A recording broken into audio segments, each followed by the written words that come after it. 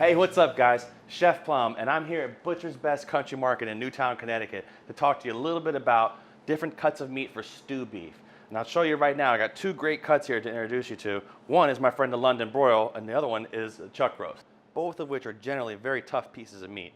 As you can look and see, the white parts and the marbling in there in the chuck roast is way more prevalent than in the London broil. The London broil is a leaner piece of meat. The leaner piece might be good for someone with a higher cholesterol or someone trying to watch their weight a little bit. However, with the chuck roast, having the more fat is going to give you a little bit more flavor. So the first thing we're going to cut is going to be the London broil piece. Hello, please cut me up and eat me. No, meat doesn't talk, but it would be pretty cool if it did. Let me show you how to do it. The first thing I like to do is take off some of these heavier pieces of fat, as you can see here.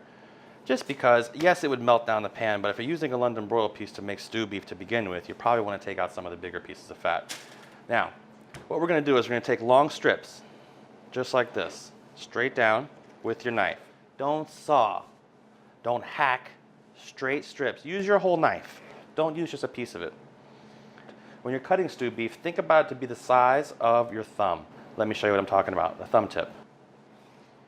About that. That's a perfect size piece for stew beef. So we're just going to cut these up in pieces like this. This beef is going to break down when you cook it in a pan because it's either going to be in a stew or you're going to braise it. So it's going to break apart into smaller pieces, shred up. It's definitely going to get way more tender. So there you have it. So this is even a little bit too thick here for me. So what I'm going to do is I'm going to slice this down just like this. Again, the size of your thumb tip. There we are. A little bit more here. I'll cut that up for you too. As you can see, the marbling in there is not nearly as much as it would be in the chuck roast. I'm going to show you in a second, but it's not there. And being it not there makes it a little bit less high in fat. So we'll cut these up. Again, the size of your thumb tip, thumbnail, thumb tip. We're going to put these right here on our pad. Now, here we are with our chuck roast. This is a monster piece of meat. Monster meat.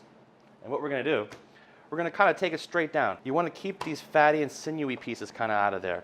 Because yes, they will melt down in the pan, but that's going to put a nice layer of fat in your food, almost too much. But if you do cook with that, once it's been chilled in the refrigerator for the next day or something along those lines, you can actually skim that right off the top because it'll come to the top and kind of solidify almost.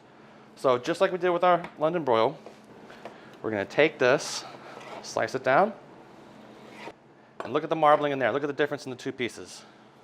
The marbling is the white there. The white in the meat. It looks kind of like a marble is why they call it marbling. Go figure. And what that is the fat content of the meat. Generally, the better the marbling, the better the piece of meat. But as you can see, there's a lot in there. Now you look at the piece here from the London broil, not nearly as much. But same thing here. We're going to take it right along thumb tip size. Just slice right like this, straight through. Again, using the whole knife. We're not sawing. We're not beating the piece of meat up. We're going straight across to make a nice uniform cut of meat. Look at that. Fantastic. And there you have it. Cutting stew beef. Two great pieces to use that are easy to find are a chuck roast and a London broil. Any big box store has it, but I highly recommend you go to your local butcher and ask him for it. I'm Chef Plum from Plum Love Foods and Pro Player Insider. And guys, that is how you cut stew beef. I'll see you next time.